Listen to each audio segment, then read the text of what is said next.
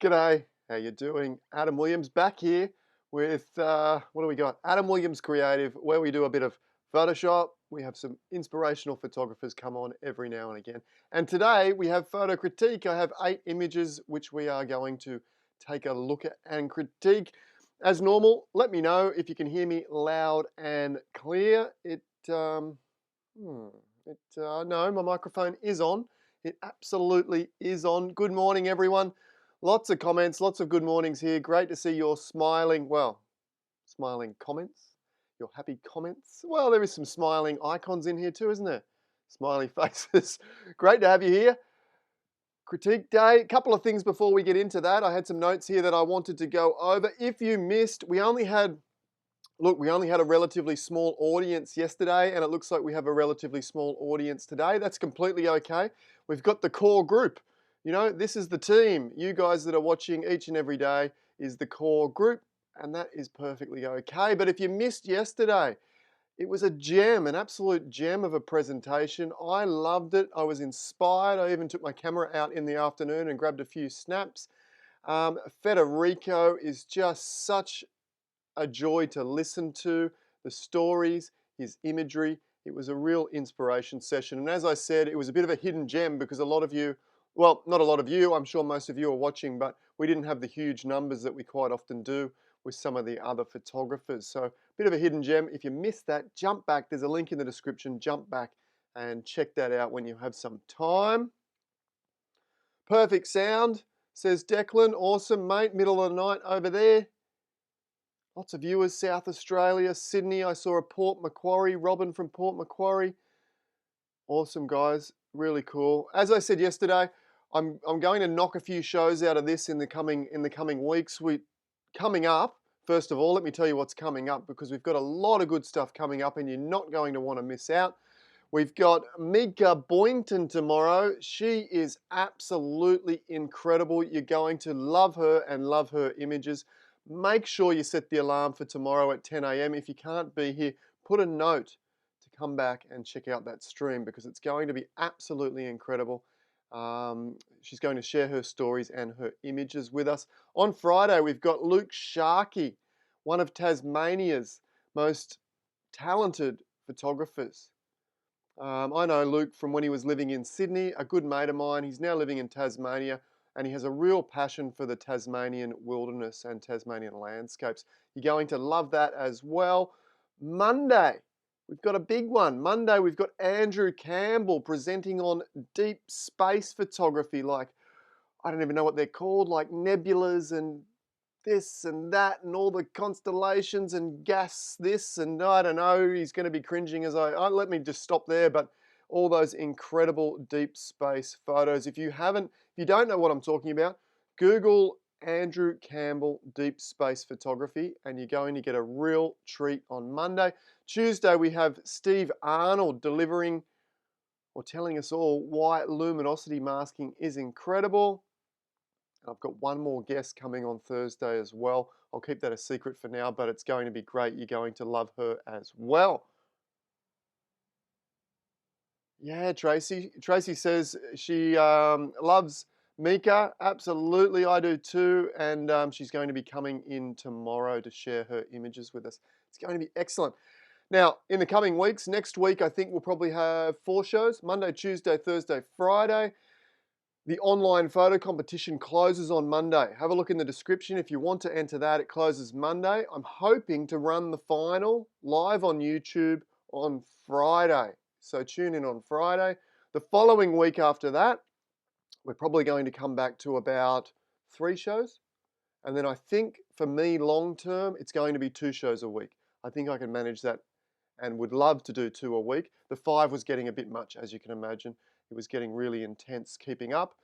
But I want to keep doing it and I love seeing you guys. And I think 2 days a week is probably the perfect balance. Hopefully that sounds good to you guys too.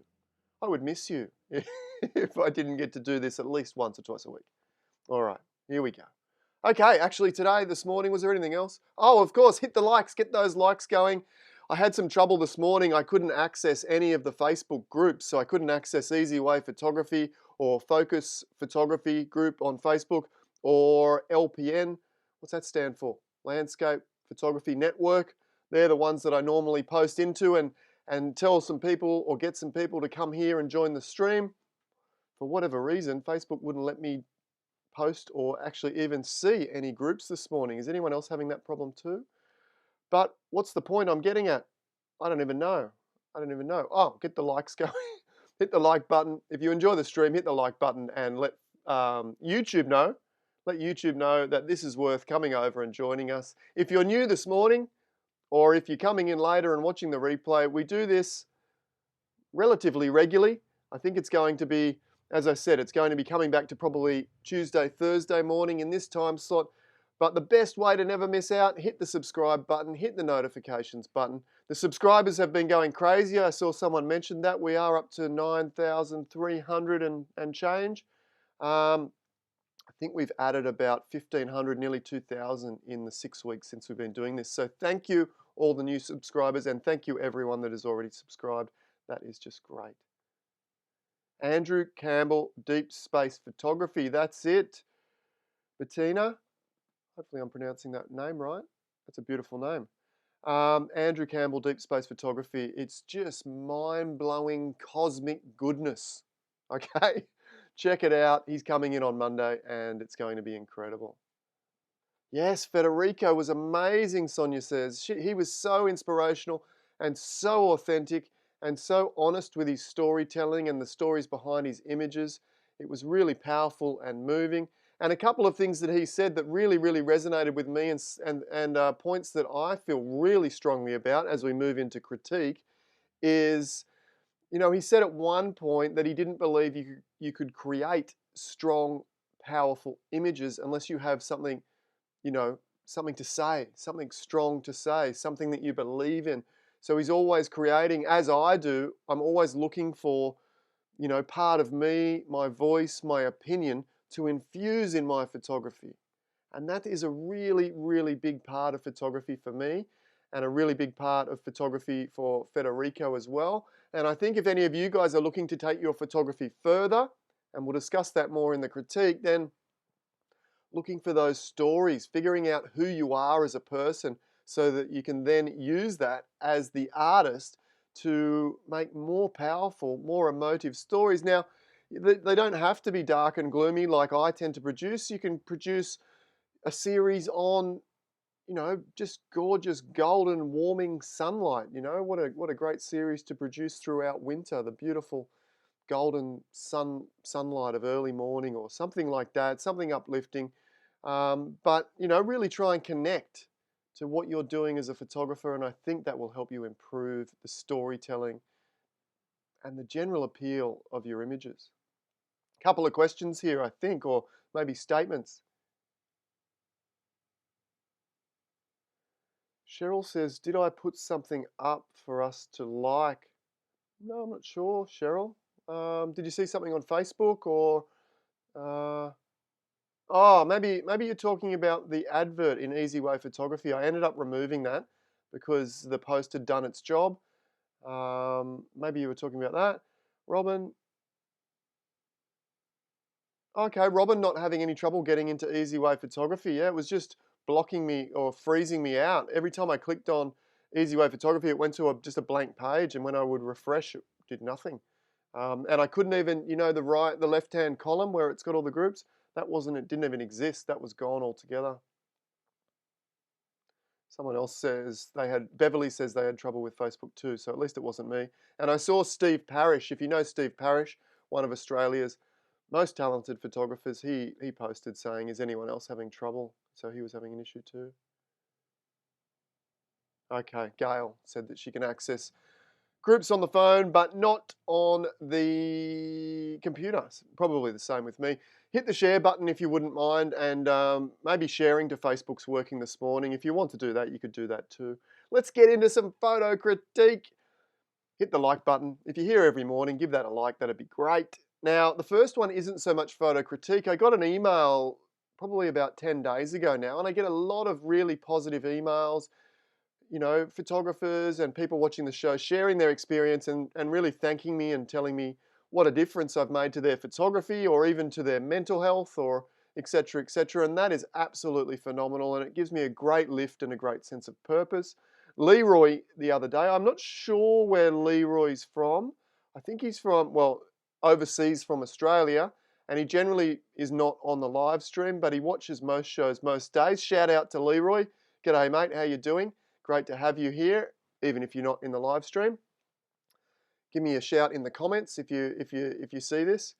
And he said the other day, let me just read this little thing because it warms me up, warms my soul. Your online mentorship has had a profound effect on me and my photography art. Yesterday, thanks to you, I feel as though I found my creative voice.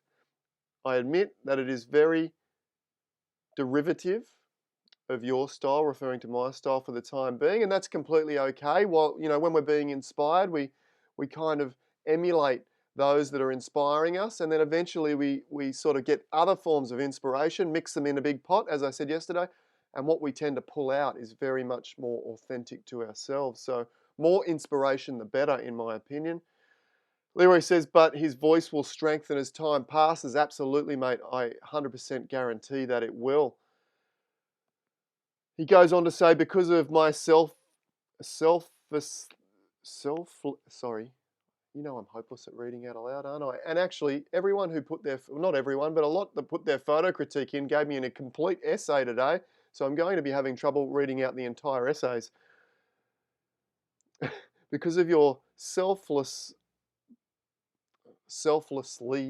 I said it, didn't I? Selflessly giving to us, I am confident for the first time in my life that I can accomplish these things that I desire so badly, but never felt able to. I've never experienced this unison of reality and desire, and it is so overwhelming. Let me show you a couple of images. And it was mostly after that romantic edit that I did the other day. And you'll see what I'm talking about, I guess, here. They're absolutely beautiful. Really, really beautiful images that Leroy has produced. There's one there. Isn't it just very dramatic and romantic? Absolutely gorgeous. And here's another one here.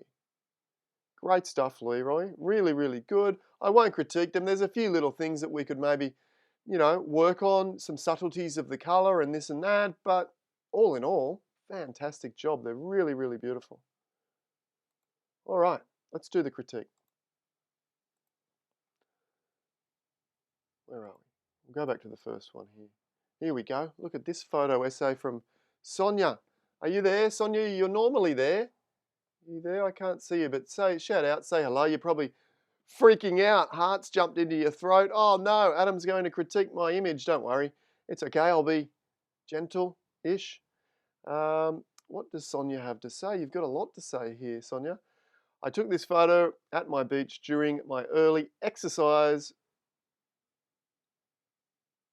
Oh, I did it again, didn't I? Sorry about that. Hopeless. Hang on. I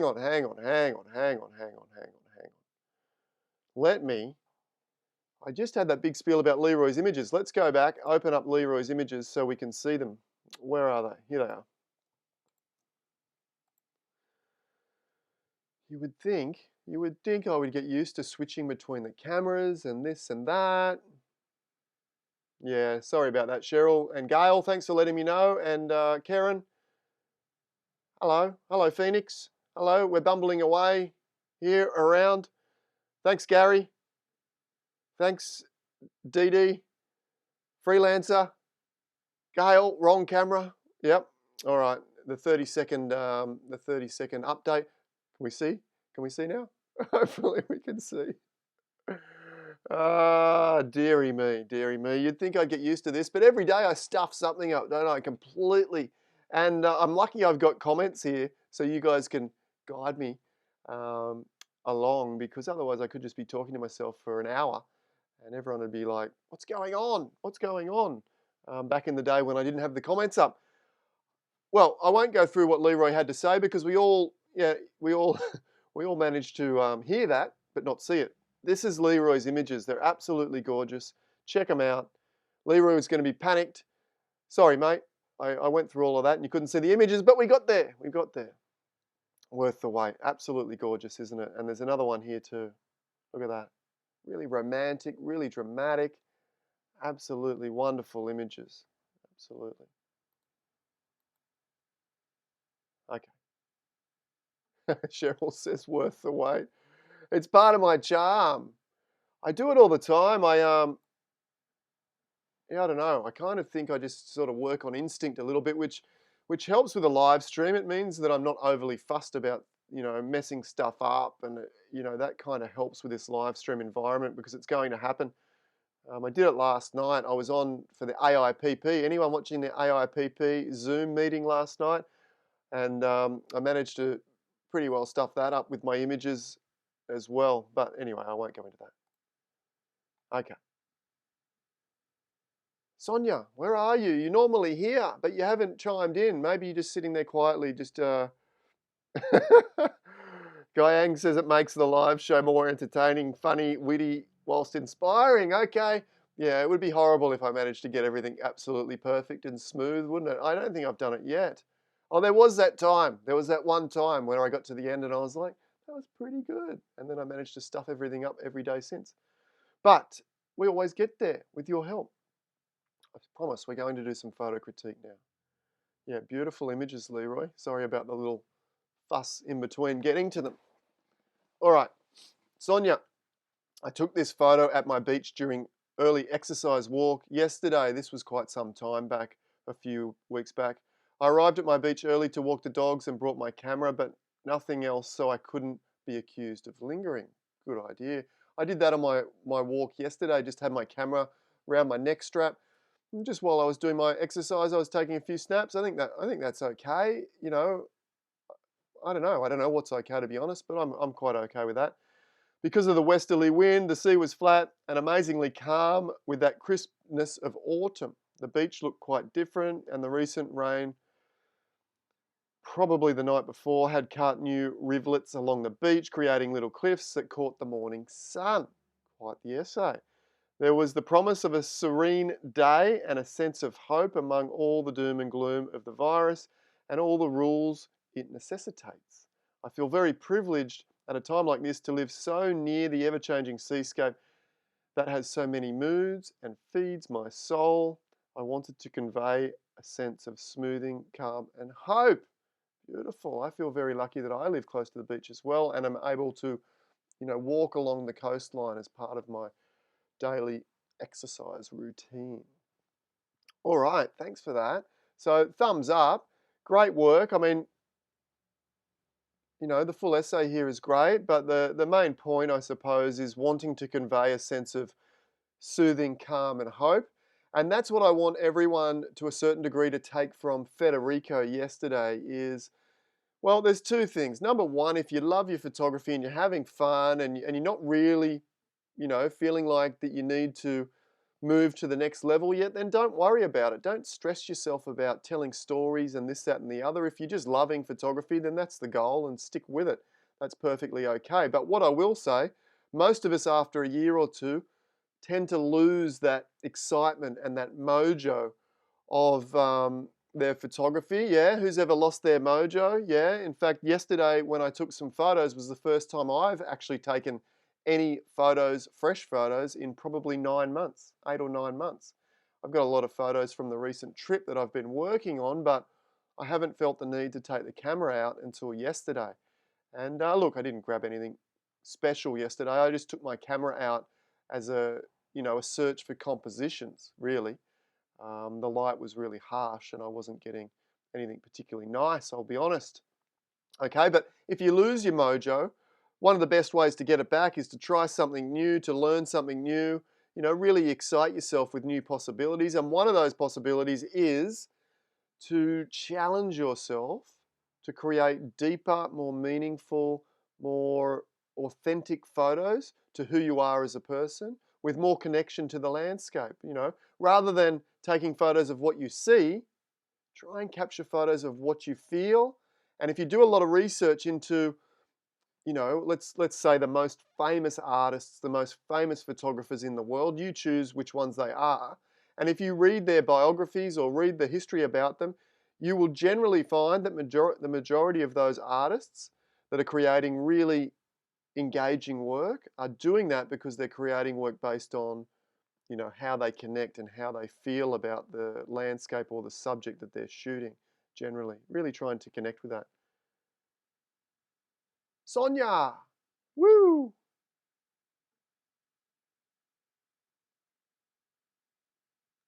Thank you for all this free stuff. I've progressed since this already. Yeah, me too. I think my work's really improving and I'm getting really inspired by all the sharing of other photographers as well as all the practical time that I'm having in Photoshop.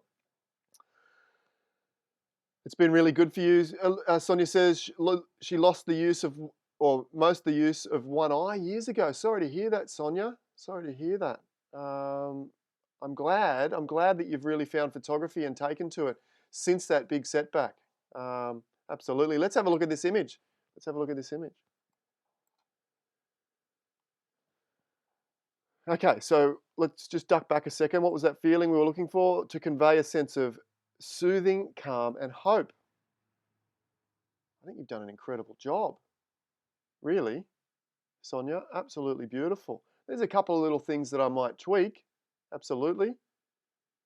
𝗏𝗏𝗏𝗏 had a great statement yesterday, and he said, and I'm going to use this to death now. 𝗏𝗏𝗏𝗏 said that he really wants all of the elements in his image to pay rent, to pay the rent, to be part of the story, to be part of the narrative. And there's a couple of things here. Well, one in particular, I think that I question whether it's really necessary in the overall scheme of calm and soothing and that tranquil kind of image. The first thing I would look at would be maybe to crop this little headland out. I don't think there's enough of it there to really warrant it being there. So that would be the first thing that I see. Let me just clear this. And look, you might not agree with me. Most people don't, but that's okay. So the first thing that I would do would be, I would come into there. Now, when I come into there, can you guys see another problem as we look around the frame? Maybe. I now have this little patch of light here that some might consider a distraction because of it's right on the edge of the frame and it's a light patch. So do we move into there? Maybe. We could also even go with no, I don't think so. You know, that was worth a try. I was thinking this line coming off the corner could work really well. I don't think so. I like more so this stream running off the corner rather than dragging in here. And then while we're at it, if we don't particularly like, if we don't particularly like this stubby format, and I'm not convinced, we could even come up a little bit and come back to more that style. I don't know. That would be first. What do we think? Let's go back. That was before. And I think what I'm trying to do is just simplify and make sure we only include every element that is part of the story, or at least contributing to the, contributing, paying the rent for being there in the image. And look, for me, I don't think that headland needs to be there. And I think the image becomes much more peaceful and much more calm for the fact that we've removed a couple of details that didn't need to be there just through cropping. Okay, what do we think? Yeah, I think that works. Oh, let's go back. There we go. All right, now a couple of other little tweaks. Pull the sky down, Graham. You were one step in front of me. Absolutely, I got there in the end. Carol says she lost her mojo for ages. Yeah, well, that's a great point, Carol. Carol says she lost her mojo for ages, and she now goes out and decided to just take photos for the enjoyment of taking photos and, the enjoyment of being outside and not putting any pressure on herself for whatever it might be, for improving or storytelling or getting more likes on Instagram or Facebook or anything like that. And I think that's the place where we need to be. So absolutely, just pull the pressure completely away. But also in that same sense, I find a lot of inspiration in trying to recreate these stories that are deep and meaningful to me as well. So you can get a lot of meaning and a lot of purpose from that as well. Yeah, 𝗏𝗏𝗏𝗏𝗏, is that the paying the rent freelancer? Paying the rent. Every element has to pay the rent.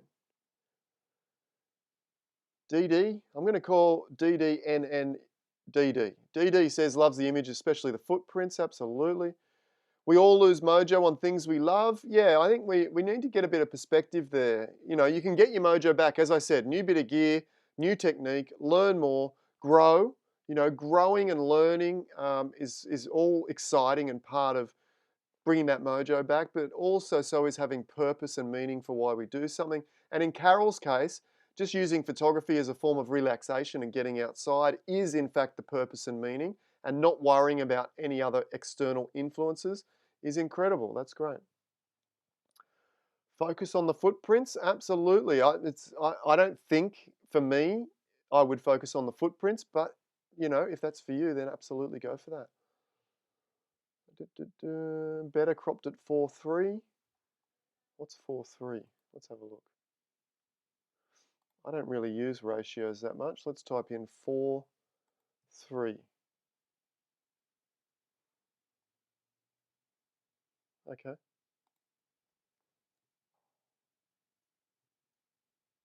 Yeah, if you like 4:3, absolutely. I quite like the more panoramic style of whatever that is.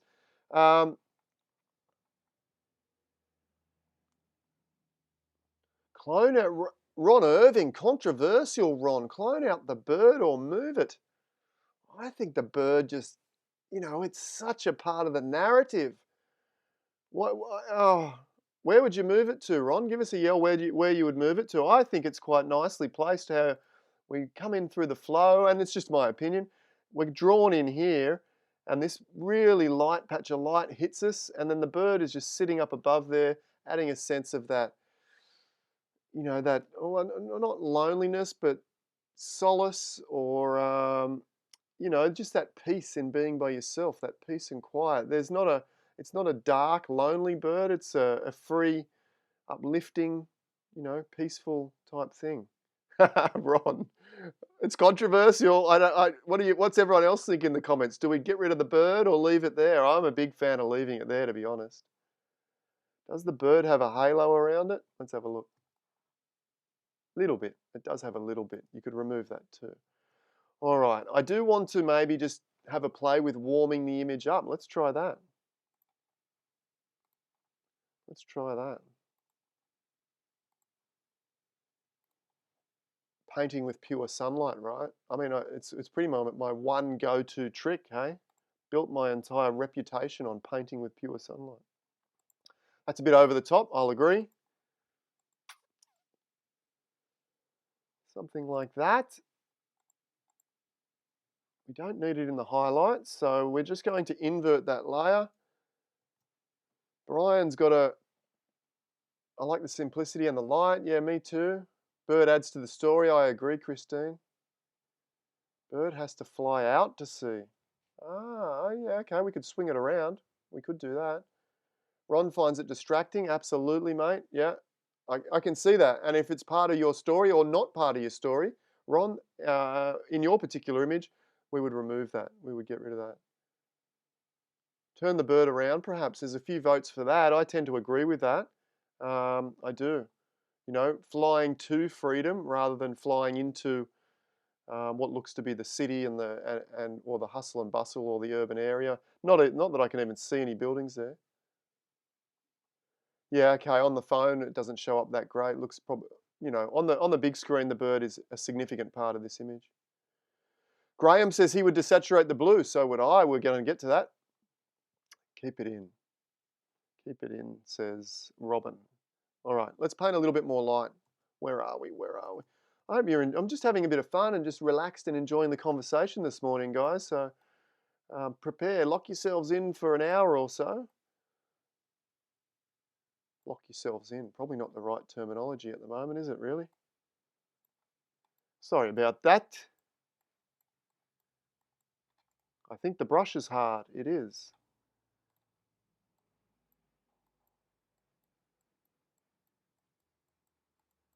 A little bit more light. A little bit of desaturation of the blues, maybe. Let's try that. Hue saturate. We'll just lower all the colors down a little bit. Command or Control I. Mainly the sky.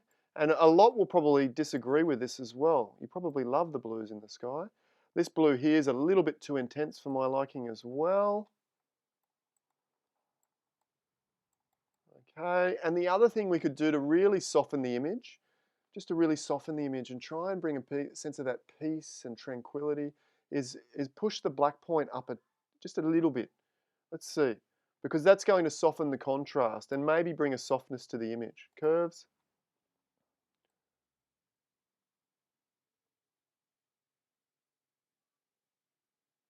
We can push the blacks up like that, drag that down. Oh, I don't know, guys. I don't know. Maybe just a little bit. We're going to trust our instincts. I don't think it improves the image yet, but let's add a little bit more light and sort of high key it up a little bit. We'll try solid color, painting with pure sunlight again. And you can find the painting with pure sunlight video down below if you haven't seen it already. It's a beauty, my favorite technique.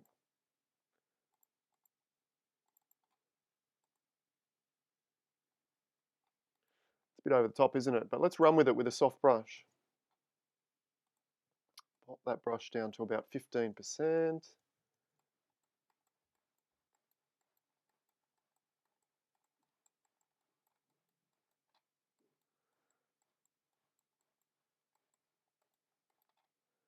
A little bit too much.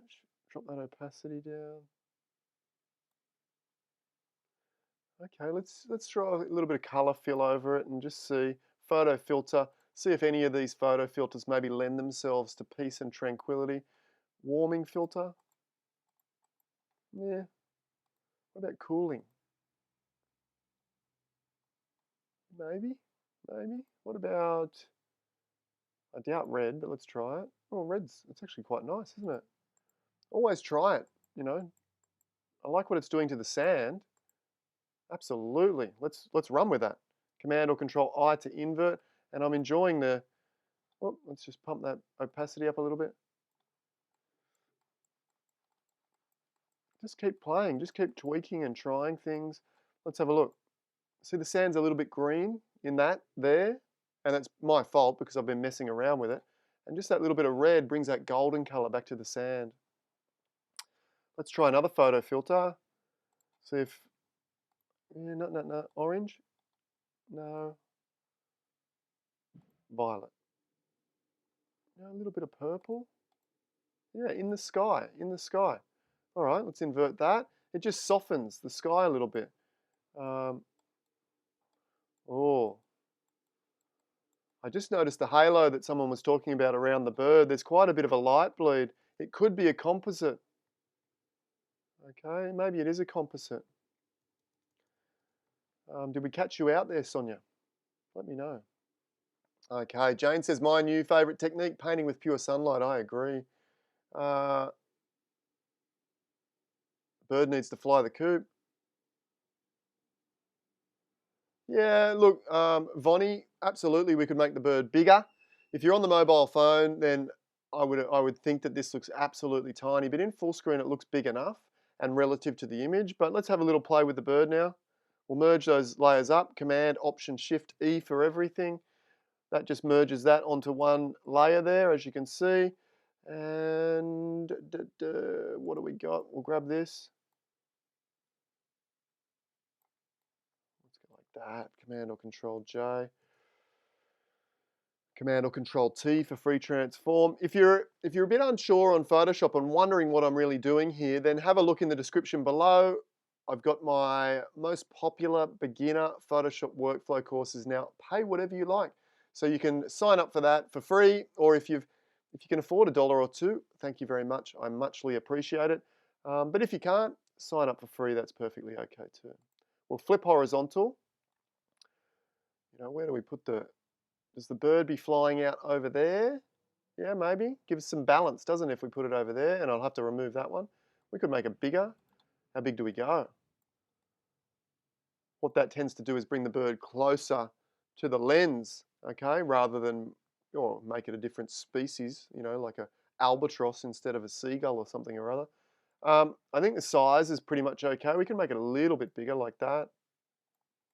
And I think that's a pretty good position. Let's just jump back here. We'll grab the spot healing brush and we'll just bump that away. Close enough. And we could brush that in, but we could probably also use blend if, my solution for everything, blend if. Okay. Again, there's a blend if tutorial down below, and if you want more details on blend if, you can find it in my Photoshop courses. Again, 𝗟𝗟𝗡𝗙photography.com.au. This should work. This should work. Blend if, remove all the blue sky. There we go. You'll notice I'm using the top layer. And for those of you that have been practicing blend if, you'll know that usually we use the bottom layer for adjustment layers, but in this case, the top layer removes pixels based on the pixel tonality of that layer itself, okay? Look, this is only a low res, so we're probably getting a pretty ordinary result, okay? But there you go. There you go. All right, I think that's pretty much it. Let's have a look at the starting point, just for a comparison. Was it, in hindsight, for me, for that peaceful and calm and uplifting feeling, it's a little bit on the dark side. And in actual fact, if we click up the histogram does look pretty good. I thought the histogram was going to be pushed a little bit further to the left, but it's pretty good. But you can see a lot of the pixels are down here in the darker ranges. And what we've managed to do, if I turn all those back on, see if the histogram changes, it should do. So yeah, we've pushed a lot of the pixels back over to the right, which gives it a brighter, yeah, the bird for hope, Sonia, I agree. Freedom, hope, all of those beautiful things. I love the bird. I think it works perfectly.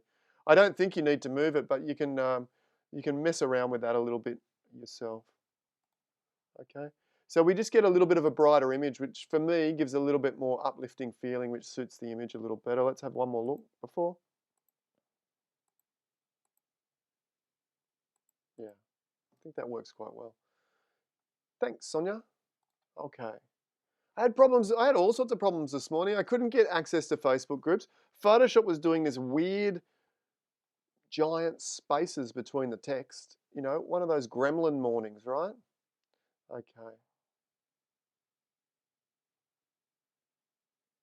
First, very technical, Gail. First thing that drew your eye was the halo around the bird. You'd make a good judge, spotting that little small halo. Richard says, we got another essay. Richard says, I was trying to capture the excitement of the moment as this juvenile killer whale dove under our whale watching boat. I got all the punctuation wrong there, didn't I? Anyway, 3 of them had teamed up to kill a seal, and she was carrying a part of that kill. You can see from the oil, you can see that from the oil from the prey floating on the surface of the water.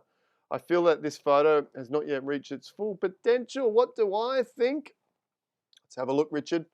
Let's have a look. If you're out there, say g'day, let me know. Okay. So we have a big, is it dorsal fin, the one on the top up here, this one? I think so. Big dorsal fin. It's tough. It's tough to capture really top-notch wildlife photos. You know, I'm no good at it, and it does take some pretty incredible skill because they move. The animals move. And to capture those really incredible moments, you've got to get a bit of luck and a bit of skill and, kind of be in front of the game a little bit. So what do we got here? You told me an incredible story, Richard, about a team of killer whales, or three killer whales had teamed up to kill a seal. I'm not sure if you witnessed that moment. And this particular juvenile was carrying part of that kill, and the only sort of evidence we have of that is the oil on the water. So I'm sort of like I want to see more of the action, like the shot when these 3 whales are converging, or that moment you got the mouth open or something going on, because there was an incredible moment. Oil on the water. To be honest, I can't see the oil on the water all that well. I'll answer that in a minute, David. Or it says Joan. Joan using David's account. Okay. When do I use color dodge and soft light? Just remind me again if I forget that one at the end, and I'll do a demonstration. Okay, so I want more of that action, more of the story that you said. It feels like you maybe missed the moment a little bit if you had the camera out when all that was happening. This particular photo, look, I'd need to be a bit of an expert in killer whales and you know whatnot to really identify that that's what this was. To me, it could even be, you know, the dorsal fin gives it away a little bit, but it could even be a dolphin. For the untrained eye, if I just flash past this on Instagram, I'd think, oh yeah, it's a nice photo of a dolphin, sort of moving away from frame. I would like to see the killer whale coming at you with the prey in the mouth. So it's all about that. It's all about that moment. Capturing that moment would have been spectacular. Look, this is a good photo, but in my opinion, it's not. It hasn't captured that moment that makes it a great capture. Can I improve it? Yeah, we could mess around and tweak up the colors and the contrast a little bit and see what happens. Maybe it makes a nice, more abstract, you know, a black and white. Let's have a look. I don't know. You know, what if we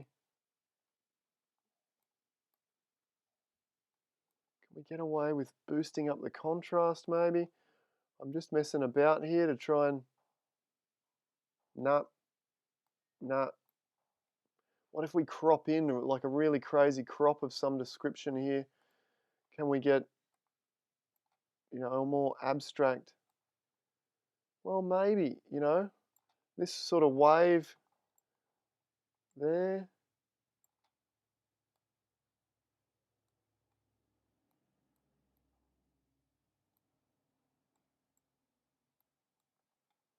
It's a tough one. It's a tough one. I'm not a wildlife photography expert by any means at all. In fact, I'm a complete novice when it comes to wildlife. We can try and pick up the contrast in the water here a little bit.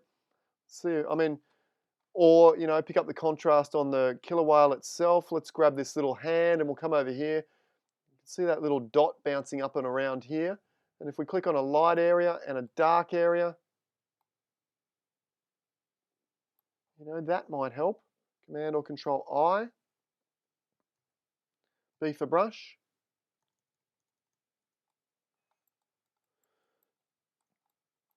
To be honest, it was Richard, wasn't it? Was it Richard?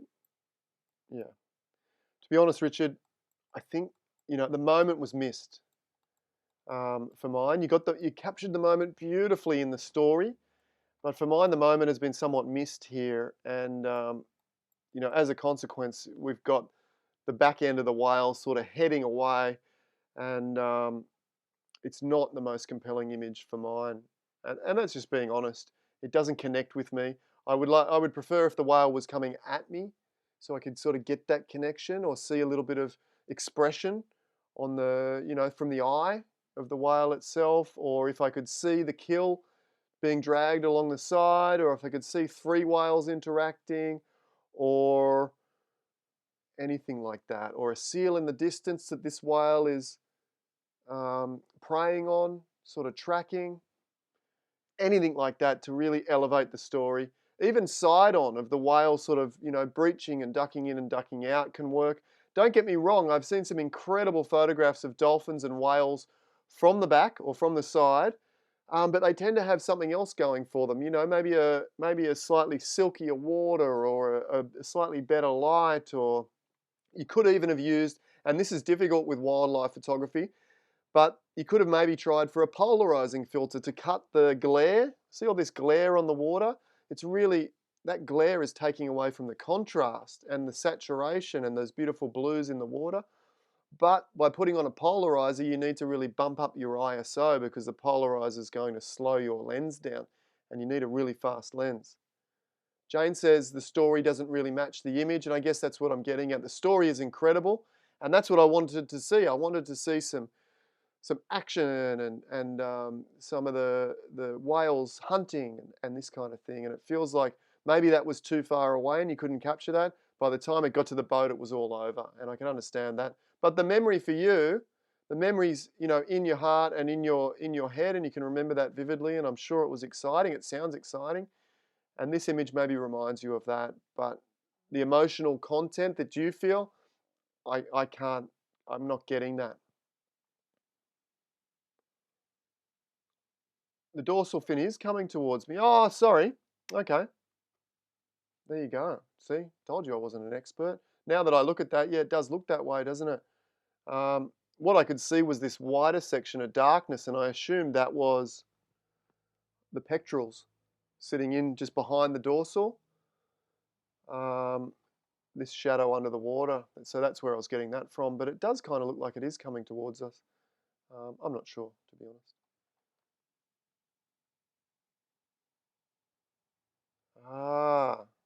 Greg pointing out. Yeah, the wave. Yeah, absolutely.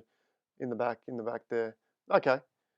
Well, in that case, absolutely moment potentially missed. If the whale did have some of the kill in its mouth and it came up and just came up over the surface where we get a better look at that, then, you know, the kill is down under the water here somewhere, and I would have preferred to have seen that, you know, to some degree. Is the whale's mouth at the bottom? It might be, Greg. I just can't see it. I can't see it at all. And that's kind of the issue with this particular image. But anyway, great moment, great story. You know, next time I suppose, you know, once you get to know the whales a little bit better, you'll have a better hit rate at getting that shot. Or get your camera and just shoot heaps. You know, shoot heaps, as many as you can. When I do aerial photography, that's the philosophy. Just shoot as many as you can, and then have that the ability to come back and choose the best one. This was only a low res image, this one. Is that Johan? We'll go with Johan. It was a hard shot because of the incoming light.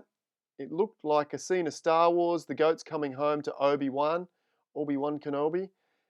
The goats coming home to Obi-Wan in the evening. Shot in Jordan 13 years ago and rediscovered during the current health crisis. Does have a bit of a Star Wars dusty outback feeling. It'd be nice if we had a few more pixels. If you're going to send me an image, and I've got one more week's worth of images, so if you send me an image, we'll get around to that relatively shortly. Send the images to adam@easywayphotography.com. You need a 2000 pixel wide image and a short story about what you were trying to capture, the feeling, the emotion, or what you were trying to achieve with that particular photo. Sure, you can send me a whole essay if you like, I don't mind, either way. Composition is quite nice. I like the balance here. We've got this flock of sheep here with the dust and the light. That's working really well. That is the subject of the image. Sitting nicely on the rule of thirds, both the horizon and the subject. That works pretty well. We can see the rule of thirds, can we? Where is it? Rule of thirds. There we go.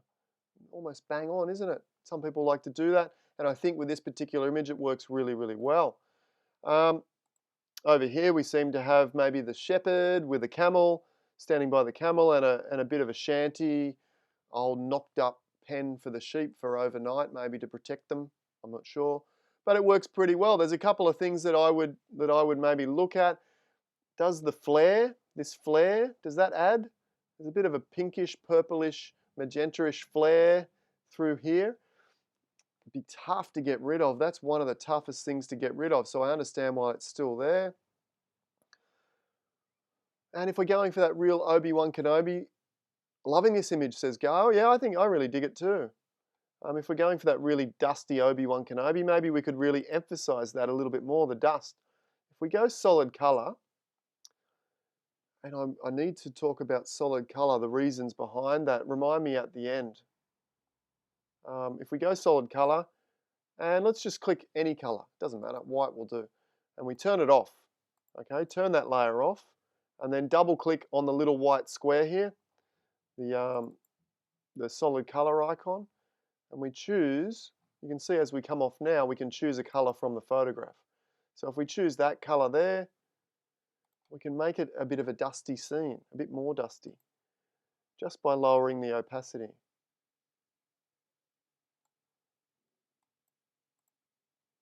Okay, I think that maybe that by itself works quite well. Maybe we don't want that much.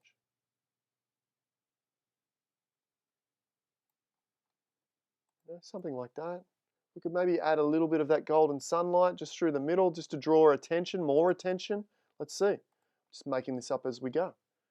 Here we go. Same technique. One trick wonder. Ooh, it's a bit intense. Double click back in.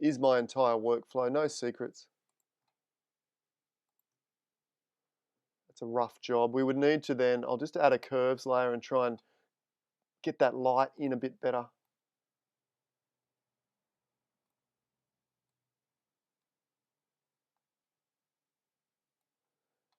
It's better. It's not bad. I need to mess around with that a bit more. Let's have a look at the questions. Dorsal fin going the other way.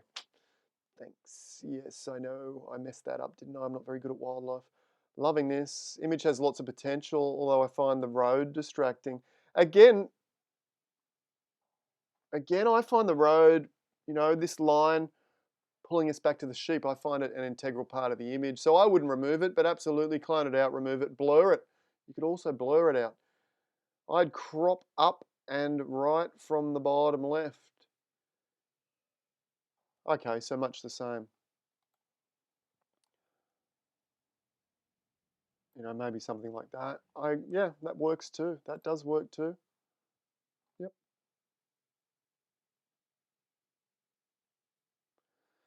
Color looks like 𝗏𝗏𝗏𝗏𝗏𝗏𝗏𝗏𝗏𝗏𝗏𝗏𝗏𝗏𝗏. I'm not sure if I'm saying that right. Frederick McCubbin. I don't know.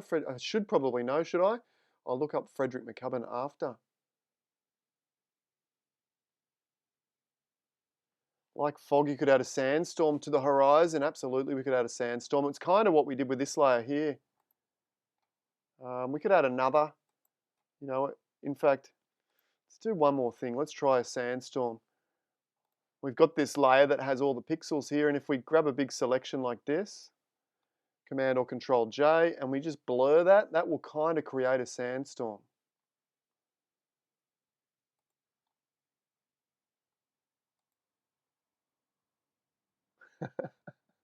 It did, didn't it? It really did. It really did. Command or Control T.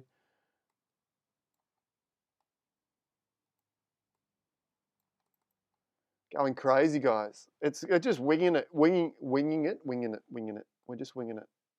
Okay, there's your sandstorm. Looking pretty cool. Okay, light the fog. Could you add, there we go, sandstorm. Leonie, which step are you referring to? All these steps are in the course somewhere or another. Adding sandstorms, like the specific technique, adding sandstorms is not in there. But that technique, adding sandstorms, if you've already done the Easy Way courses, the Photoshop courses at 𝗟𝗏𝗏𝗏𝗏𝗏photography.com.au, hey, nice little segue. Jump over to the 𝗏𝗏𝗏𝗏𝗏creative.com.au, and we do all these other funky techniques that you find here. Malin says, like the original Sky minus the blob.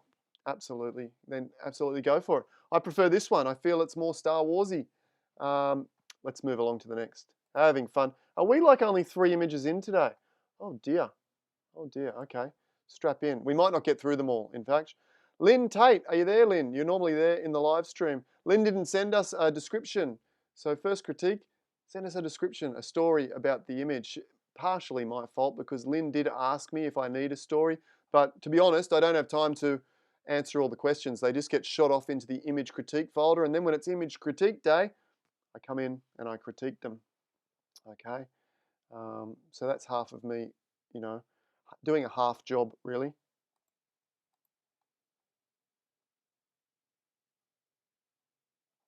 Yes, Leonie, removing large objects from an image is absolutely part of the course. We visit that in both the intermediate and the advanced courses, because in the intermediate we do a slightly easier version. It's rather complex, but slightly easier. And then in the advanced course we do a really complex removal technique.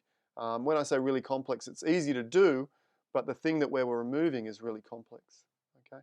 As I said last week, or I've said a couple of times, if you're interested in upgrading to the full Ultimate Bundle with the 3 Photoshop courses, the one that I've got in the description below is the beginner course. Start with that. But if you're looking to upgrade, email me. I'm doing a 50% discount for all the YouTube followers there.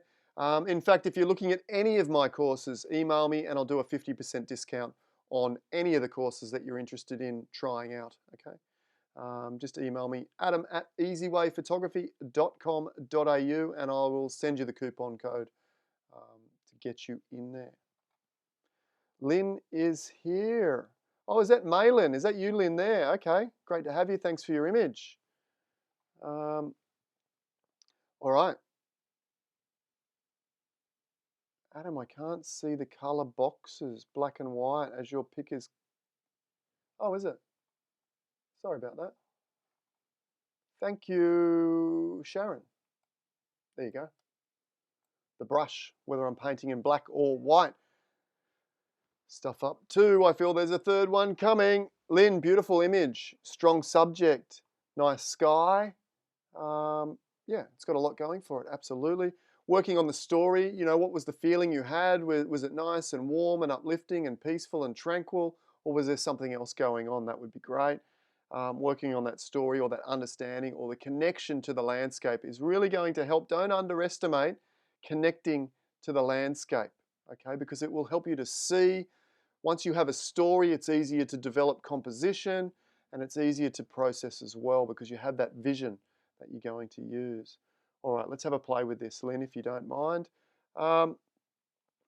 Couple of things. Compositionally, I think I want to see a little bit more of this bookend. It's quite a bookend composition, okay, where you have a big heavy element on one edge, but it's only a little bit. I want to see more of it so it feels more balanced and it feels like it needs to be there. At this particular point, I'm almost considering, I don't think cropping it out will be better, but I'm almost thinking that cropping it out might be better because there's not enough of it there. You know, we could end up with something like that. You know, it's an option. I'm not saying it's better, and I think I'm going to leave it like that, but it could be. Second step, the light's okay, the sky's nice, but the light in the foreground's pretty flat, and that's got a lot to do with the angle that you're taking the photograph. Your angle is shooting pretty much directly at the sun. Now, you can get incredible images shooting directly at the sun, but to get really incredible light, the sun needs to just peek over the horizon, and that will throw light all across the foreground here. Potentially, it's harder time to shoot, and you may have to shoot multiple exposures and blend them together to get some dynamic range, but that could be an option as well. Other than that, let's check the horizon. No, it looks pretty straight because as it drops in the distance, it should get further away. Long exposure, maybe. Yeah, you're going to lose the texture in the clouds. I quite like the texture in the clouds, and you will flatten the water, but the water's not that much of a distraction that long exposure is the first thing that jumps into my head. Black and white. Yeah. I don't think anyone actually said black and white, but have a play around with these sliders, see if we can. Ooh, that looks horrible. You've got to be careful with black and white, don't you? Because it can get a bit funky. All right, black and white. Now the other thing we can do is work on what we've got here. Let's have a play. Let's darken the top and the bottom because they're not critical to the photograph in my opinion, the very top, the very bottom. We can maybe get some more drama. B for brush. Let's see how we go here. Switch to a white brush. We'll drop that down to about 30%, drop that down to about 50%. And we will darken that down a little bit like that. That's looking nice. We'll darken this down here. We can also darken that entire section. Really get some drama going here. You know, we could even try and darken that a little bit. That's looking pretty good. Let's add some pure sunlight, of course, right? Why not? Solid color in orange. Color dodge. I will show you the difference between solid color and soft light now. Look at that. Pretty crazy. Take off the right side and swap it for the left. Yeah, we could do that too. We'll have a go at that in a minute. Command or Control I, and we'll paint that in a little bit. That's better. A little bit more light. We can warm up that foreground there. You know what looks great in sunrise, sunsets? Purple, solid color. This time we'll do soft light, but we'll try purple first of all. Bit much. Let's be quiet today. Tom Putt's not here. Where are you, Tom? He's probably got the volume on, just making sure that I don't mention his name, give him a hard time, and he'll probably jump straight in. Tom Putt does some great stuff on Facebook too, some live stuff. Check out the Facebook group, Tom's Tribe. He does some really good stuff. That's a bit much, that intensity. Now, I can't remember, sorry, who asked the difference between solid color in color dodge, which is painting with pure sunlight, and solid color in soft light. The solid color in soft light adds a bit more of a color wash, which we would use for adding more of a mood. You know, we could do, you know, if you wanted to get a little bit, you know, creepy, we could go green. You know, if you wanted to get a bit cold, we could go blue. If you wanted to get a bit soft and warm and fuzzy, you could go purple. And if you wanted more of that warm light, you could go orange. Okay, so the solid color and soft light and photo filter do much the same thing. They tend to tweak the mood and tie an image together, which is great when we're creating composites as well, to really tie the pieces together. Whereas the solid color in color dodge is for painting in that really beautiful kissed with sunlight look. Okay, hopefully that makes sense. Back to purple. I don't know. Should we do purple? I think maybe a beautiful warm color like this is working. Okay. You know, that's looking pretty good. Let's have a look at before and after, if I've completely ruined it or not. Before. Yeah, it's just a bit flat and doesn't have a lot of color. And we've managed to just warm that up a little bit. And maybe I've gone too far, but you know, that's what I tend to do. Let's have a look. Whose idea was it to flip the right side? It was 𝗃𝗵𝗄𝗄. Command, Option, Shift, E for everything. Let's do a flip. It's a bit of fun, these flips. Let's make that canvas a little bit bigger. Zoom back a little bit. We might have to make that canvas a bit bigger. And we will grab Command or Control T. I just duplicated that layer as well. Flip horizontal. I'll lower the opacity down.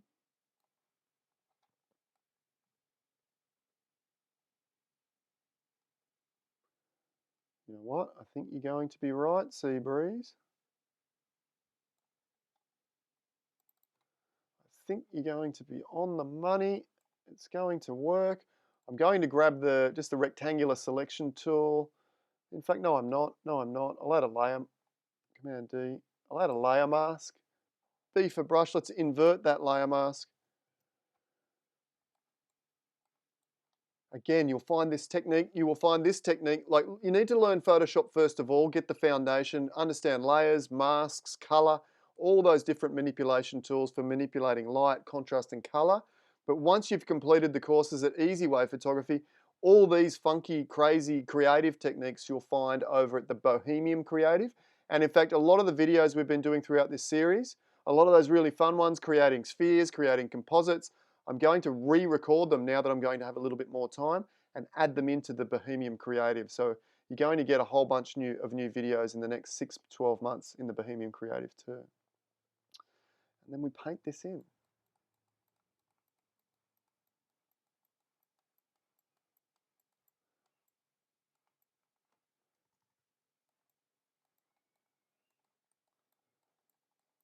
Okay.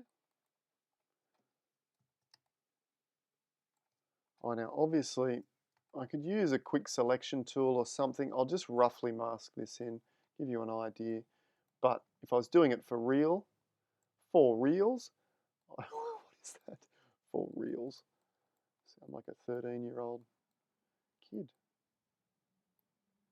If I was doing it for real, you would want to mask this in much, much better.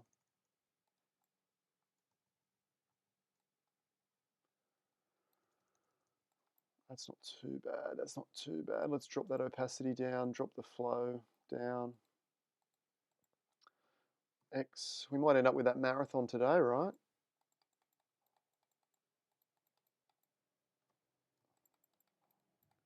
All right.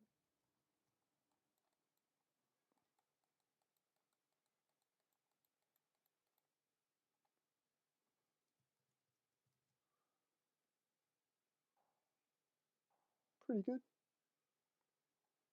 Trim it up. It's not really reality though, is it? But if we're concerned with reality, you're probably in the wrong place, to be honest. I think there's some people that are concerned with reality because every day I get about 2 dislikes, 2 or 3 dislikes. They're probably different people because the dislikes probably don't come back, or maybe they do. Maybe they come back just to give the dislike each day. But the good thing is, apparently YouTube likes dislikes as much as likes. So feel free to press the dislike or the like, that's okay. Now called Adam's Touch, the painting with pure sunlight. Yeah, it's what I love. I do love it. All right, that was a bit of fun. Tom, the story on this one is simple. Another mini essay here, but that's okay. I went out to get the newspaper early on a particular day, and it was a foggy morning, and this is what I saw. And this is what I saw looking across the road that runs by our house. I'd been waiting for some dramatic weather since the field had been harvested, as I like the lines from the cutover. Oh, sorry, from the cutover corn. The fog that morning produced some mystery, enough that I grabbed the camera and took these pictures. Okay, so mystery, fog, a bit of drama as well. Ooh, yeah, I like it. It has an old film sort of style with all that grain. That looks really, really nice, really dramatic. I like what you've done here. Maybe there's not too much that I can critique here. Yeah, the patterns from the corn are great. These little trees are great as well. The composition has a reasonably good balance with this bigger tree here balanced by, in fact, I'd say it's got a great balance. Press dislike twice. Unfortunately, pressing dislike twice puts you back to neutral. No like or dislike. That's okay. Good balance between this tree and these trees. In fact, I have a couple of composition videos on my course as well. Let me know if you want to sign up for those, and I'll give you 50% off those as well, where we talk about compositional balance, which basically means we try and balance the different elements in our photograph to have a much more pleasing composition. And if we were to say this was a seesaw, like let me pull a line down. If that's a seesaw, teeter-totter, maybe in the States, do you guys call it a teeter-totter? We call them a seesaw at the park. And, you know, what we're trying to do is balance this out. If this is the center point, we want an equal amount of balance on this side to this side. And often big objects can be balanced by smaller objects depending on where they're placed on the seesaw. If I jump on the seesaw with my 5-year-old, we're both on the end. He's up in the air and my butt is on the ground, right? But if I move closer to the middle, I can balance him out quite well on that seesaw. And it's much similar here. Graham Gall says, great image, wouldn't touch it. I tend to agree, Graham. There are some issues that I can see, though, that we'll touch on. Okay, so balance is excellent. This bigger object is being balanced by the smaller object. The grain it's very grainy. I'm thinking it's probably been placed in after the fact, and I quite like it. It does add an old school mood, grunge to it, like a film texture, and I quite like that. The only thing that I would touch on as I come down into the foreground here, I can see almost tinges of green. Now maybe that's grass, or maybe that is artifacting in the processing itself. Yeah, I just want those tinges of green to be a little bit more subtle, and I'll show you how to do that. If we grab this image and just duplicate that, because I wouldn't touch much more, what we're going to do is on that duplicate. Oh, my pleasure, Lynn. Thanks for sending in the image. Absolutely, it's a beautiful image. We duplicate that layer. I change the blend mode here to color, and we're going to do a color blur, which will just, can you guys see that at home? See these patches of green? I feel like they shouldn't be there. I'm not talking about that patch of green, which is a tree. Mainly like here, it looks like a stain of green. That's a little tree as well, but I feel like they need to do, and you be the judge, they need to just subtle back a little bit. And the one way we can do that is by blurring the color of the image a little bit. So I've made a brand new copy, changed it to color blend mode, and we go filter, blur, Gaussian blur. And if we, well, 19 pixels is too much because, well, you might argue that it's okay. It's giving the image a real nice softness. Okay, it's really blurred the colors of the entire image throughout, but it's done more than probably what I need. I can still see a little bit of green there, but if we just, those little patches of green, that's better. 10, 12 pixels, and if we turn that off and on, it's just given a nice subtlety to the entire image, in my opinion. Yeah, great image, soft pastel, says 𝗂𝗵𝗲𝗄. I agree, and I think actually that blurring of the color has helped that mood that was already within this image. I wouldn't do much else. I think it's an absolute beauty. I like the light, the glow from the top of the frame coming down on the trees through the fog. Yeah, I wouldn't change too much at all, I don't think. Maybe we could, it's quite high contrast right in these corners here. We could maybe just soften the blacks there, just to soften the image a little bit more as I look at it. I would certainly try that.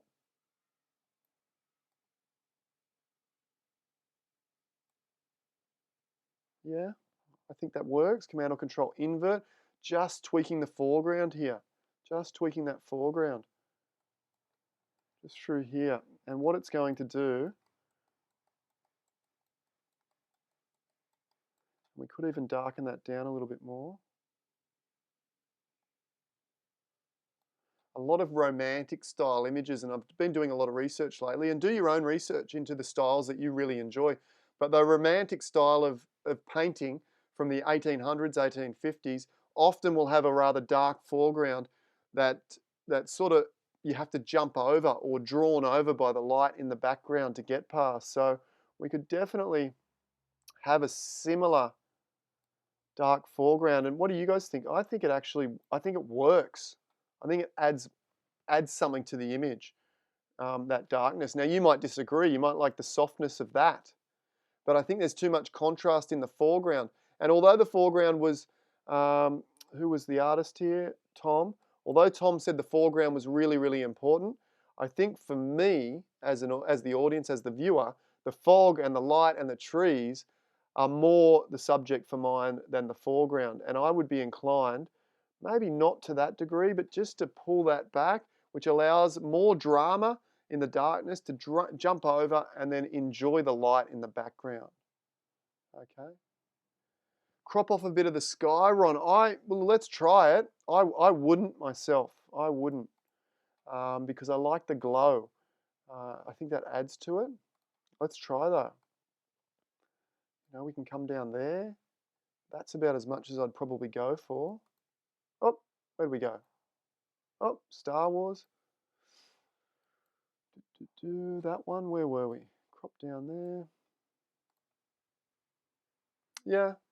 Again, I like the old crop for mine because again, it reminds me of an old film ratio of the image, that sort of more boxy ratio. Sharon asks, can you blur selective color? Absolutely. I'm not sure exactly how, or to be honest, exactly what you mean. Can I just blur the greens or something like that? Yeah, absolutely. You would isolate the greens first via a mask and then merge them onto their own layer and then blur that. Okay, so I mean Photoshop, once you get to know Photoshop, you can do anything, absolutely anything that you have ever dreamt of or ever thought of. It is possible. I think that works really well. I mean, we could play with the color, what if we add more warmth? Does that help? Maybe a sepia. Where's sepia? Nah. Green. Yeah, that kind of works. Depends on the story that you're trying to get from the image. Orange is quite nice too. Save the bird. You're a bit light. Was there a bird?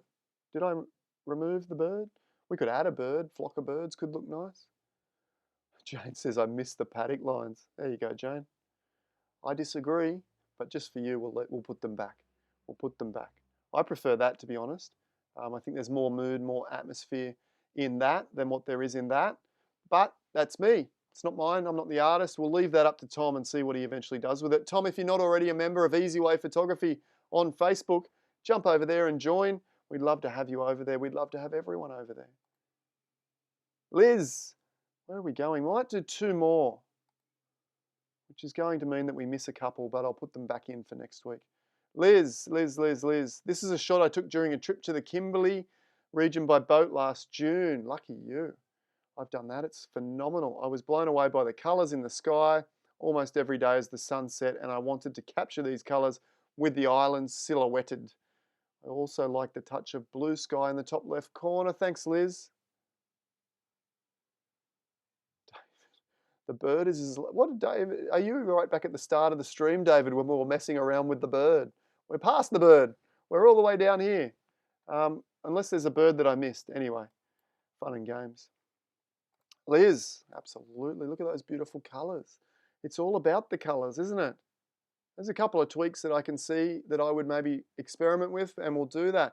But beautiful colours, and you've captured those Kimberley colours really, really well. Jane says somewhere halfway, I think referring to the crop lines that we were messing around with. Absolutely. It's all down to the original artist, how far you would go. I prefer pushing it in that particular scenario because I feel like the elements in the background of that other image were more important than the crop lines. Okay. To be honest, Liz, that top blue corner that you really love, I am not a huge fan of. I would remove that, and I would do 1 or 2 things. I would either duplicate the image, Command or Control J, flip it over, Command or Control T, and then choose Flip Horizontal. And again, all of these techniques with all of the keyboard shortcuts and everything are in the course. If I'm missing, I know I'm missing a few today, which you'll find hard to follow along. I'm not doing it on purpose, but just getting through some images. So we flip that over, and I'm only doing it purely so I can add a mask, hide that away, B for brush, and just paint out that section, which I find distracting. Okay, maybe you said you love it, in which case leave it, but I find that little hole a little bit distracting. I would then also look at the crop. Do we need all the water? Beautiful light down here. It is beautiful light. It might be a shame to crop that up, but I wonder if, it's about the islands and the colour. So let's make it about the islands and the colour. And I would be tempted, it's unconventional, I know. I would be tempted, I need a bit more out that side. For balance, I need a bit more out that side. I would be tempted to do that, but, we could also, let's duplicate that layer again, Command or Control J, bring that one up, Command or Control T, you'll see where I'm going. Maybe I want the color of the foreground though. Can we have the best of both worlds? I'm now thinking. Let's try it. Not much water, but the water we have to be really beautiful. Oh, I can see some suggestions. What am I doing? Sorry guys, I wanted to send that black. B for brush. And can we just have a little bit of color?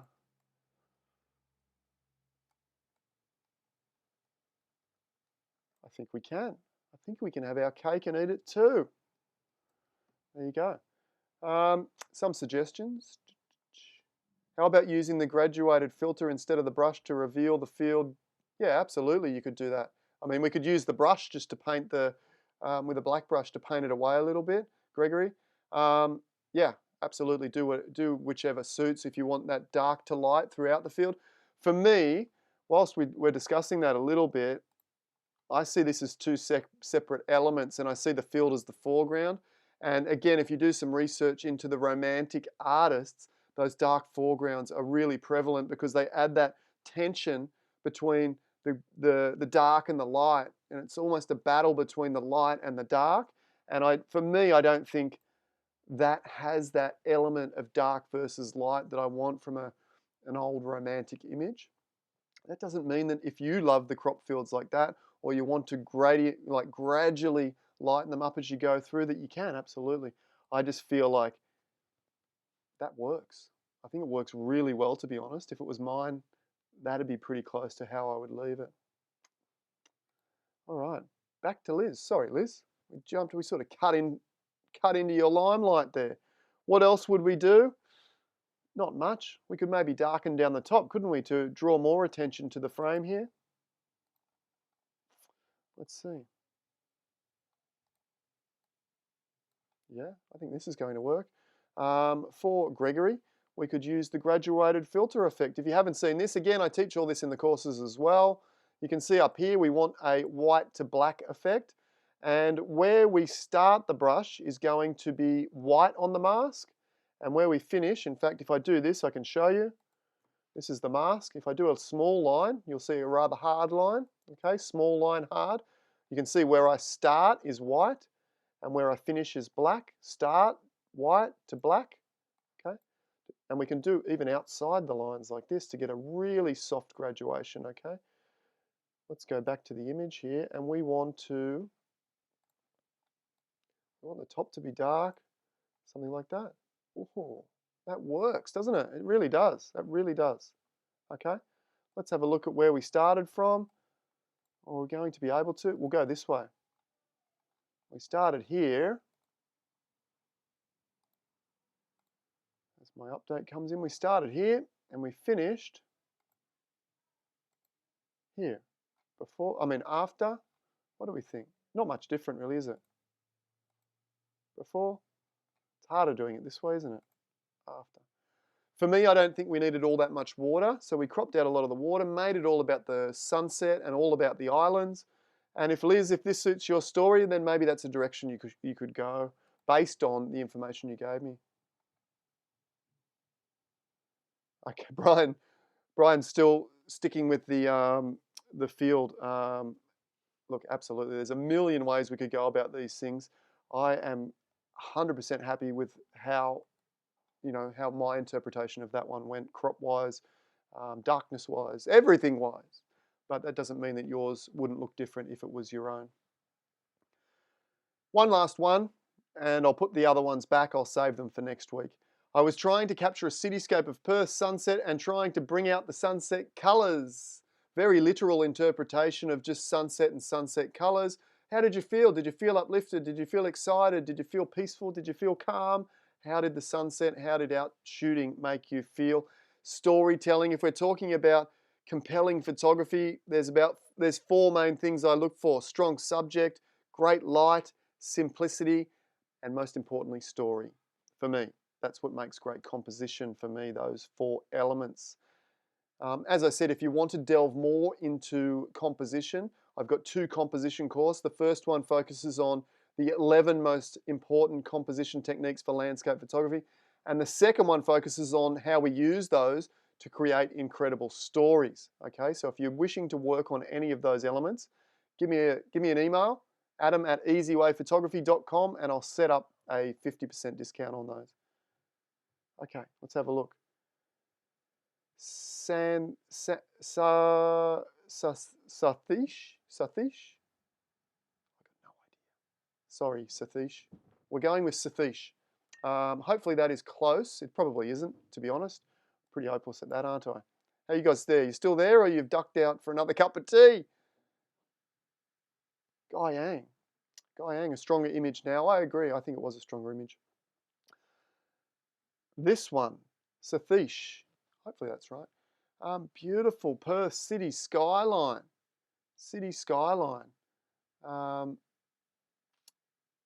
Gorgeous colours, beautiful light. So Sathish has managed to get a couple of those elements, really, hasn't he? Or she, I'm not sure, to be honest. I'm only assuming it was a he. Digging myself a hole here, aren't I? Sorry about that. Okay, we've got a really strong subject. This is my subject here, the city skyline, that section there. We've got beautiful light, great light, this gorgeous golden light from the, would that be a rising sun? I think that might be I'm not sure, rising or setting sun. And we do have simplicity. We absolutely have simplicity as well. How would I improve it? Kings Park, is it? Okay. Does that make it a sunrise or a sunset? I'm guessing sunset, but I'm not sure. Really nice composition. How would I make it better? I don't know that I can. We will have a tweak though, we will. I love the waterfall down here, but I'm also wondering, you know, you're going to crucify me if I crop that out, aren't you? Does it make a stronger composition?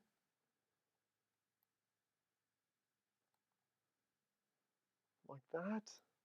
Well, we've got to try, don't we? No, it doesn't. Simple answer, no. It doesn't make a stronger composition, so we leave that. What if we darken the foreground and darken the top a little bit? Hey, sorry, Young. You know what? I had that thought the other day, Young. I did have that thought the other day, and I've been calling you Guy-Yang instead of Young. Oh, sorry about that. My sincere apologies, Young. I won't forget that ever again. I'm hopeless with names, and I just pronounce them as I see them, very much literally, and I'm useless. So, my sincere apologies, Young. This is great. Is it done in HDR? It may well be done in HDR, although our modern cameras these days are very, very good at picking up all of these tones, and you could just literally lift up the shadow slider and get a much similar result. Let's try and darken down the foreground a little, darken down the sky a little, and see how we go.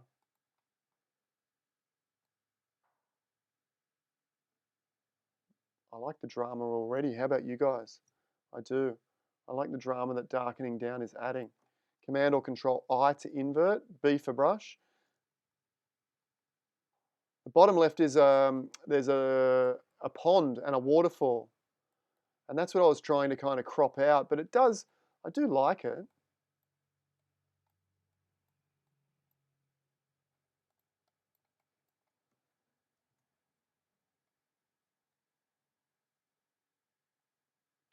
Let me just dial that back a little bit. Black brush. That could be good. Let's try painting with pure sunlight, solid color. Change that over to color dodge, as we do. Woo, it's getting pretty over the top, isn't it? But there are some elements that I quite like. Let's give it a shot. Command or Control I.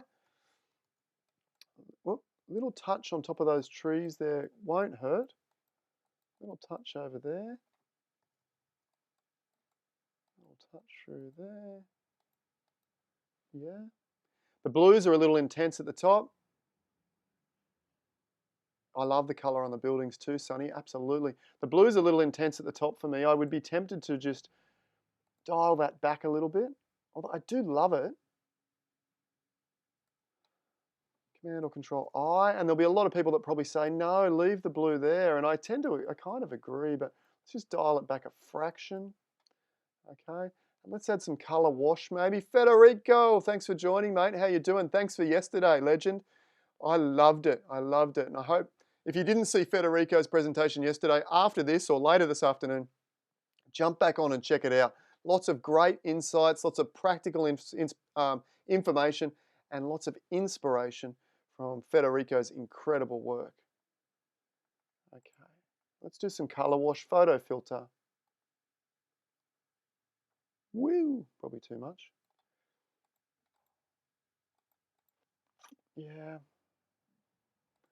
I do want some of the blue. Let's run with it. Command or Control I. We'll just paint a little bit of that through here, maybe in the foreground. Oh, good question. How do you send a photo in? I think I mentioned that at the beginning, but for those that have joined, email me, adam@𝗟𝗏𝗡photography.com,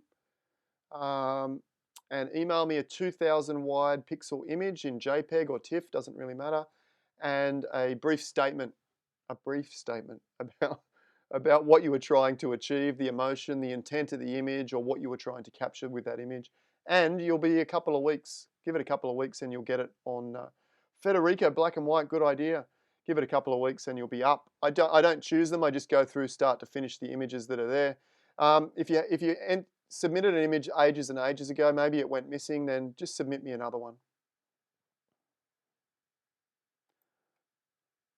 Let's try some Federico goodness, hey? Let's, just for the fun of it, just, you know, Federico's here. He showed us some incredible techniques yesterday. Let's see if I can't do some Federico goodness to this image, okay? So we'll go black and white. We'll pump up a little bit of contrast into that. Excuse me, mate, I'm going to completely ruin what you do, I know, because you are the master, and I'm just merely the apprentice here. But, I mean, that's a bit much, isn't it? But let's go with that. We're going to merge these layers together and have some fun with the blur. Let's see. Federico likes to do a bit of horizontal blur and a bit of vertical. Let's see if we can't do something as a homage. Pay homage to the incredible artist that Federico is. I loved yesterday, mate. I think you're a real talent, a real super talent. Oh, oh. How far do we go? That's not enough. Do we go a lot? Maybe we do. Maybe we do. Click OK. Maybe we go a lot. Stick with me. If you've stuck around long enough, this is a bit of a treat at the end. My apologies to, I'm gun shy on saying names now. Satish, we'll go with Satish rather than Satish. Satish. After I completely messed up one of my favorite person's name in Young. Sorry about that, Young. I love you and I appreciate all the encouragement you've always given me over the years. And I feel very embarrassed, in fact, I do. And Young was, in fact, the one that gave me the red wine that I enjoyed last Saturday. And here I am, completely butchering your name. Where are we? What happened to my...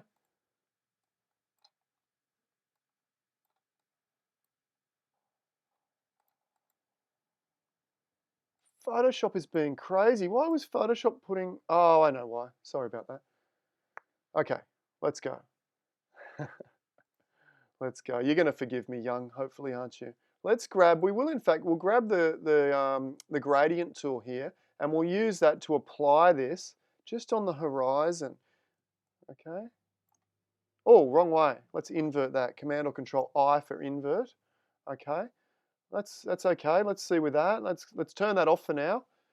Command Option Shift E on a Mac to merge my layers up again, and on a PC that would be Control Alt Shift and E for everything. Now we're going to do the vertical blur. We're going to do the vertical blur now. And look, what I might do is, with Federico's permission, we might add, you know, a more in-depth tutorial like this, the Federico style we'll call it, into the Bohemian Creative. I'll have a chat with Federico, and he might guide me a little bit. Let's do the vertical blur now. Filter, motion blur. Where are we? Blur, motion blur. We'll change this to vertical blur. Now, that's too much, isn't it? That's better. Oh, that's nice. Okay. I enjoy that a lot. A lot. And what we could do, that looks a bit ordinary on the bottom now, doesn't it? Looks a bit ordinary. But we can play with it. What if we drop the, not the opacity of that one, drop the opacity of this one? And look, we'll even turn those off. And this is the experiment. I'm sure Federico does something similar to this. You know, we experiment with laying over bits of textures. So we've got that going on. What if we bring that back up to the top and we lower the opacity of that?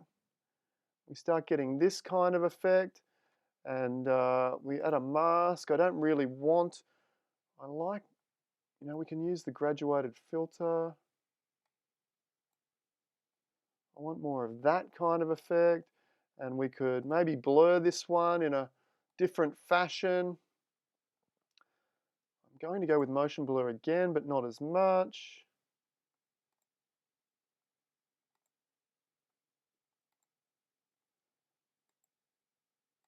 Get some texture back in there, click OK.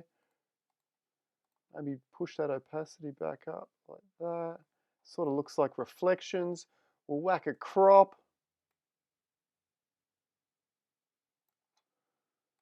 Whack a crop in it. Oh, I don't want that one. And if you missed Federico's yesterday, jump back and see how incredible his images are in comparison to this butchering that I've just done. But curves.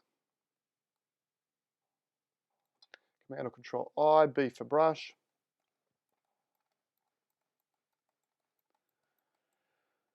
Not bad, not bad. Ah, one step in front of you, Federico. Crop the foreground out a little bit. We did that. Command or Control. Now, this is probably going to freeze, but we won't. I'm going to go into Nik Collection because I love it, and I know Federico does too, and it has some really intense sort of colorization. It might freeze out. Looking great. Thanks, mate. I know you're I know it's nothing in comparison to your incredible work, but look at these really funky techniques that we can do.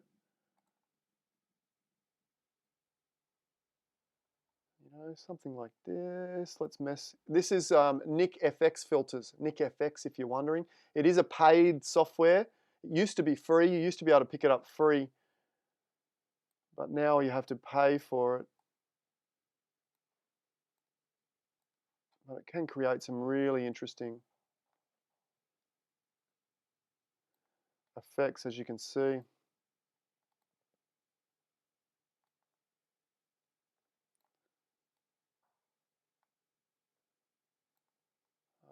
What else have we got? Film type. We could also do that. We could add some more grain. Try different colors. Yeah, that's probably a bit intense though. So if we drop the strength back.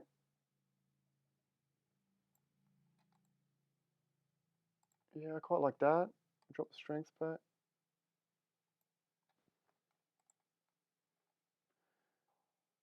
𝗬𝗃𝗲𝗄𝗃. Sorry, mate, 𝗬𝗃𝗃𝗄𝗃. I've taken your image and I've absolutely, well, I haven't, we've had some fun. We did the critique first, then we had some fun. So I hope, Photoshop crash. I did the wrong thing, didn't I?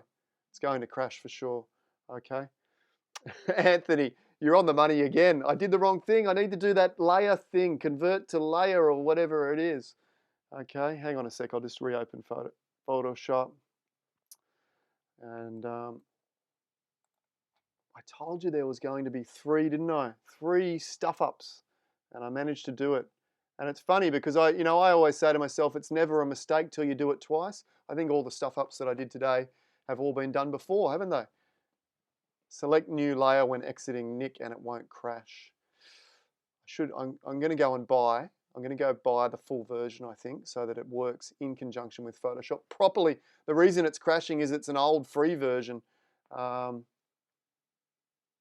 And you can see I lost that edit. But anyway, if you're interested in that, you kind of get the idea how it's done. And we will, where are my comments? There we are. We're all back. We're back.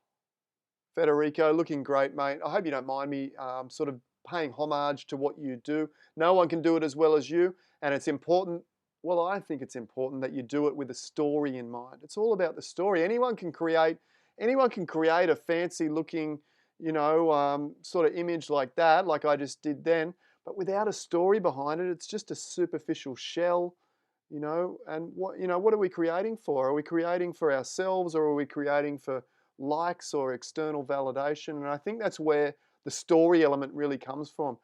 Try and impress yourself, try and create something that has some meaning. It's in Nik settings. I'll do a bit of research on that, mate. All right, guys, I think that's it. Big session, hour 45 or something like that. I hope you enjoyed it. How many numbers? It looked like we weren't getting many numbers today, but it doesn't matter. If you wouldn't mind, hit the like button for me just to tell YouTube that this is pretty fun coming around. Remember, tomorrow, 𝗵𝗂𝗵𝗆. Hopeless with names, and I've messed her name up a bunch of times, but hopefully I did a pretty good job there, 𝗵𝗂𝗵𝗆. 𝗵𝗂𝗵𝗆 tomorrow. It's going to be incredible. Make sure, set your alarm for 10 a.m. Join me tomorrow. And join 𝗵𝗂𝗵𝗆 tomorrow to see her incredible inspirational images. Sharkey on Friday. Andrew Campbell with his deep astrophotography on Monday. We've got some huge guests coming up, so hit the subscribe button, hit get notifications, make sure you don't miss out. Join me here tomorrow, 10 a.m. Love to see you there again. Looks like I maybe lost your comments and whatnot over here as well. That's okay. Hopefully I'm still coming out to you, but, well, yeah, you know what I mean. Anyway, thanks for joining us. Thanks for being here. Stay safe, stay well. I'll see you tomorrow morning, same time, same place. Bye for now.